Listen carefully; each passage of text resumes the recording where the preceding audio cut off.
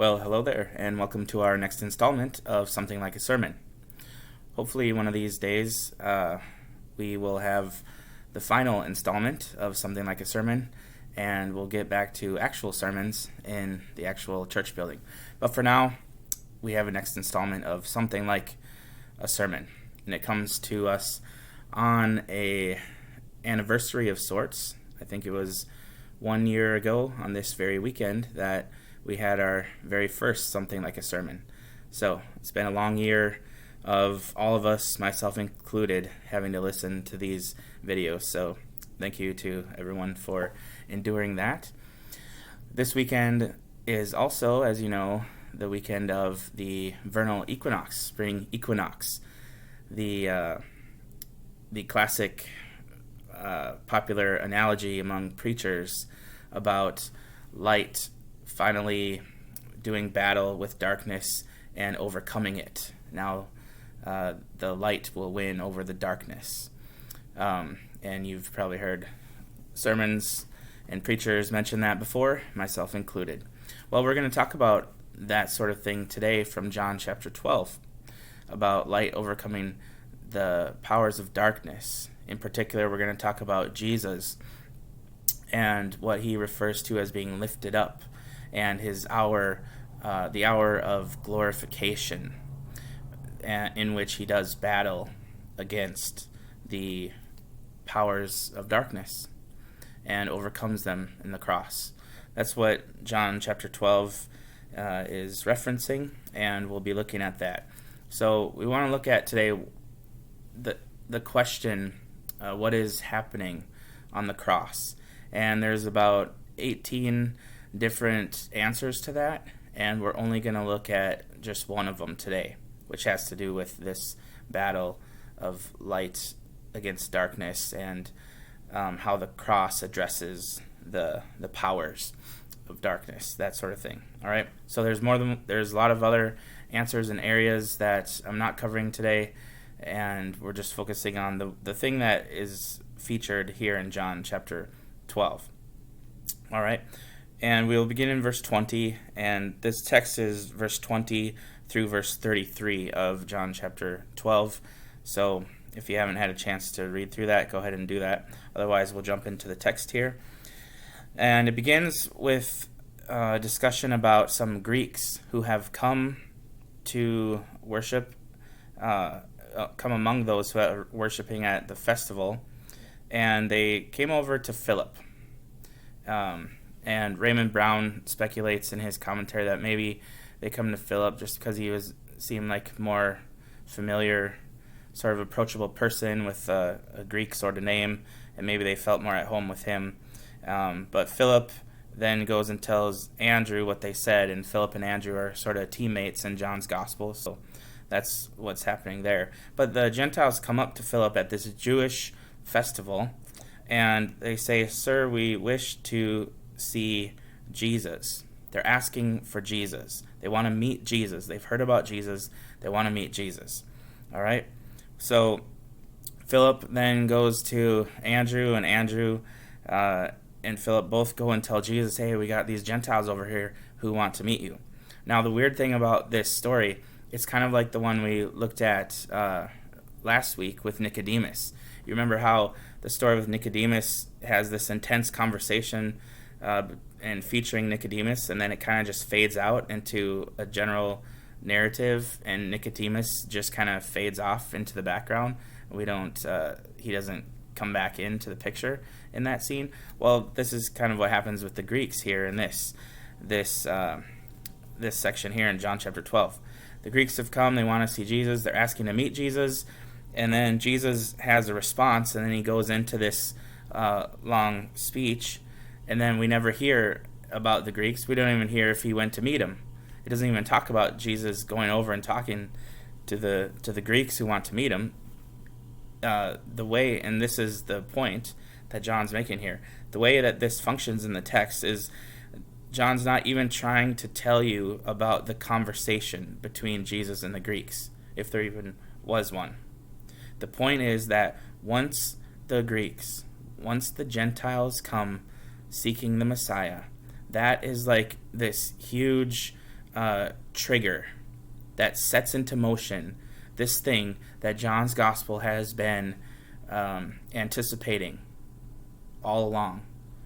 Jesus' hour. His hour has now come. We spent the whole gospel talking about the hour or the time that has not yet come. Well, once the Gentiles seek Jesus, that's the trigger that means the hour has come. And that's how it functions in the text. It's not about the conversation that they had with Jesus. It's about the Gentiles are seeking the Messiah. This is the hour. This is what this thing has been about. So the hour has come. Now, Jesus says then, verse 23, he says as much. The hour has come for the Son of Man to be glorified. Truly, truly, I say to you, unless a grain of wheat falls into the earth and dies, it remains alone. But if it dies, it bears much fruit. He who loves his life loses it, and he who hates his life in this world will keep it to life eternal. And if anyone serves me, he must follow me. And where I am, there my servant will be also. If anyone serves me, the Father will honor him. So what does all this mean? Well, there's quite a lot here that we can go in depth on, but just to offer a quick summary here, here's what Raymond Brown in his Anchor Bible commentary says. John condemns the love of one's life in this world.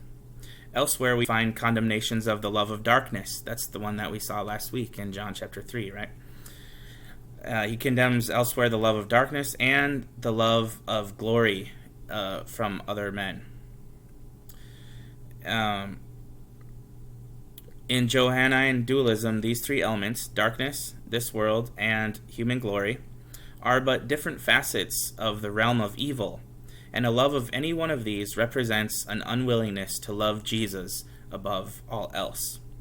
In verse 24, Jesus had to die in order to bring others to life, and now we see that the follower of Jesus cannot escape death any more than his master, but must pass through death to his own eternal life. We might say that verse 25 explains the way in which the new grain produced by the seed of verse 24 gains a life of its own. And that imagery, of course, is very powerful of a seed or a grain, seed going down into the earth. Unless a grain of wheat falls into the earth and dies, it remains alone. But if it dies, it bears much fruit. The point here, the focus is about bearing fruit. It's about productivity. It's about the effect that this seed has, that this grain of wheat has once it's gone into the earth. So it's not even about the fate of the seed, what happens to the seed. It's actually focusing on the productivity. What does the seed produce? So this one, if it goes into the earth and dies, unless it does that, then it will remain alone. But if it does that, then it will bear much fruit.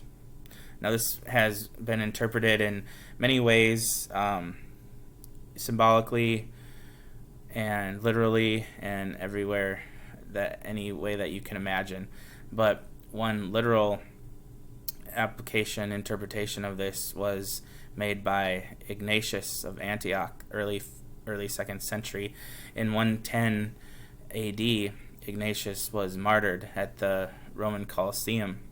And on the way as he's being transported from Antioch to Rome, he writes these 7 letters to 7 churches. And one of them that he wrote was to the church in Rome. And what he says there, he quotes this text in John chapter 12, talking about himself. He says, he refers to himself as God's wheat. He says, I am God's wheat. Here's what he says in total in this paragraph. I'm writing to all the churches and state emphatically to all that I die willingly for God. He has Jesus' crucifixion and sacrifice and death in mind here, and sees himself as fulfilling this text as he goes to his own martyrdom. And he is asking all of the Christians in that area whom he knows would want to come to his rescue and try to influence for somehow the emperor or whoever else to put a stop to this in some way. And he's asking them, and he says, I state emphatically to all that I die willingly for God, provided that you don't interfere. He doesn't want them to interfere. He wants to do this. He wants to go to his death and be a martyr. And he explains that, I beg you, do not show me unseasonable kindness. Allow me to be the food of the wild beasts, which are the means of my making my way to God. I am God's wheat, and by the teeth of the wild beasts I am to be ground, that I may prove Christ's pure bread. So that's Ignatius in the early 2nd century, and seeing himself as a literal fulfillment of this very text. And it certainly means that in some cases, at least, that's how Ignatius understood it. Verse 27 and following, Jesus continues, Now my soul has become troubled. And what am I supposed to say in this situation? It's an honest question. Am I supposed to say, Father, save me from this hour, deliver me from this hour? No, this is the reason why I came here, Jesus says. I'm not going to pray for God to deliver me from this hour. This is the reason why I came. Here's my prayer instead. Verse 28, Father, glorify your name. And then a voice comes from heaven. I have both glorified it and will glorify it again. And then there's some discussion in the crowd about what that sound was. Jesus says, well, whatever it was for your sake, not mine. And then the key text, verse 31. Now judgment is upon this world. Now the ruler of this world will be cast out. You hear that? He's making a direct connection between this and the cross and being lifted up. All right? All of this is triggered by the Gentiles that have come seeking the Messiah. So now this hour is going to be about judgment. Now the ruler of this world will be cast out. So this hour, this lifted up, is judgment on the ruler of this world, the dark forces. And I, Jesus says in verse 32, if I am lifted up from the earth, I will draw, what my translation says, I will draw all men to myself. But he was saying this to indicate the kind of death which he was to die, which we already knew that part, right? Okay, so this is a really important couple of verses here. Judgment is coming, and it's going to be enforced on the ruler of this world. He's going to be cast out. And if I am lifted up, I will draw all people to myself, is what my translation says. Now, I want to focus in on verse 32 here, just for the last part, because there's some interesting textual issues here in verse 32. Now, it means at least as much as what your translation and mine say, that when I'm lifted up, Jesus says, I will draw all people to myself. In other words, when I'm on the cross, what that is a way to draw all people to me, to the cross, to the site of reconciliation, to the site of forgiveness, to the site of this place where heaven and earth, God and humans converge. This holy, sacred place that is the most important site in all of human history. And when Jesus draws all people to that place, that's where they encounter the grace and the mercy and the forgiveness and the transforming power of the Creator God. Now, it certainly means that, but there's a good chance that it means a little bit more than that too. In other words, there's a chance that this text is not just talking about people, and it's not just talking about drawing in people to the cross for something good from their perspective. There's a good chance that this verse, and here we would have to go into some interesting differences between Greek manuscripts, and I'm not going to bore you with that. But there are some instances in some really early and really important and reputable Greek manuscripts that suggest that Jesus would have said that when I am lifted up, I will draw all things to myself. In Greek, that's the difference between a masculine and a neuter, right? So if Jesus says, I will draw all things to myself, he's not just referring to humans. He's referring to things other than human beings, including evil forces, including the powers of evil. And if the aspect of the cross that I want to talk about, one of the things that's happening on the cross is that Jesus is in fact drawing the forces of evil in to do their worst against him, and that in fact results in his death. But of course that is intentional, because when Jesus draws the power of evil in to do their worst, to ostensibly defeat him, actually the great irony of that, as we all know, is that it's the powers themselves who are defeated in the cross, rather than God being defeated by the powers. This is the great plan, the great wisdom of God that we read about in other places like 1 Corinthians and so forth. We see this theology in different places in the Bible about Jesus defeating the powers. We saw that in Colossians. I guess it was over a year ago now, but we see that in several places in the New Testament about Jesus and his victory over the powers through the cross. And this text in John 12, I think, is saying the same thing. That it's not just that humans are drawn in to the cross to find God and reconciliation.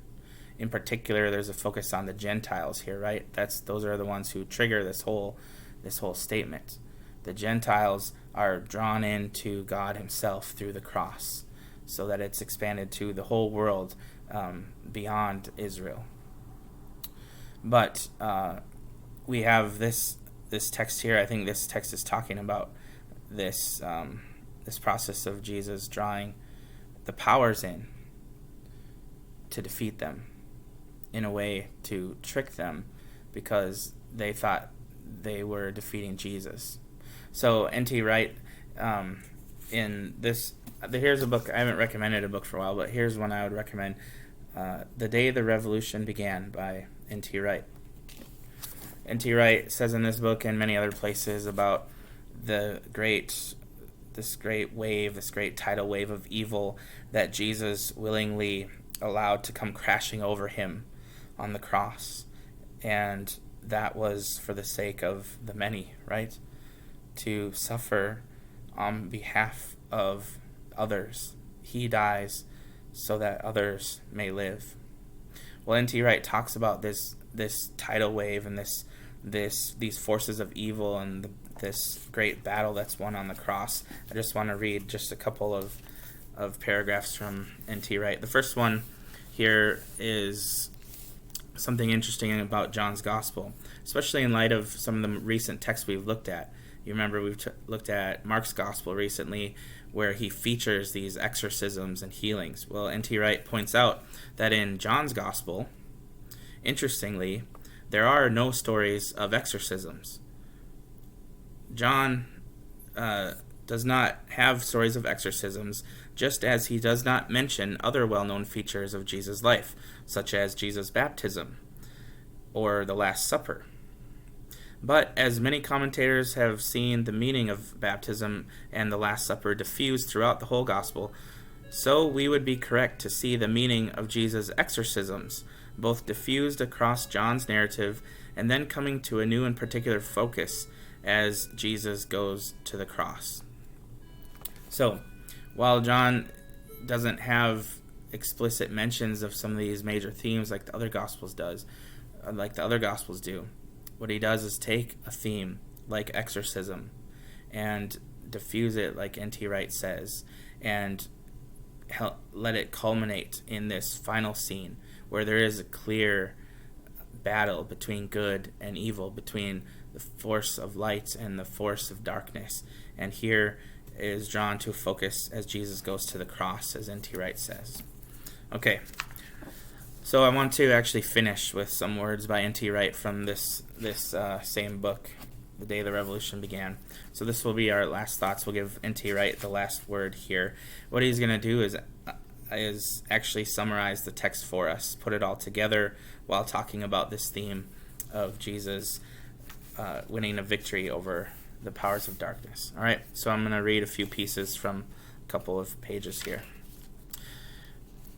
Because of the cross, the world as a whole is free to give allegiance to the God who made it. We saw this earlier in our brief study of John's Gospel. Some Greeks had come to Jerusalem for Passover, and they wanted to see Jesus. Instead of going to meet them, however, perhaps he did, but John doesn't say so, Jesus made a comment that implied that he saw their request as a sign that it was time for the great victory to be won, the victory through which non-Jews would be set free from the dark power that had hitherto enslaved them, free to worship the one true God. This is the moment, he says, for the Son of Man to be glorified. Unless a grain of wheat falls into the earth and dies, it remains all by itself. If it dies, though, it will produce a lot of fruit. And then, after a short interruption, he explains the point. Now comes the judgment of this world. Now this world's ruler is going to be thrown out, and when I have been lifted up from the earth, I will draw all people to myself. In other words, Jesus will die on the cross. This will be the way in which his glory is fully revealed, and it will also be the victory over this world's ruler, the dark power that has held the nations captive. This is Jesus' answer to the revival of the Greeks. Once he has died on the cross, all people will be free to come to him and so discover the living and true God. Now, at last, the Satan's power has been broken, so that forgiveness of sins and membership in a new family is open to all. Blessings to you on this Lord's Day.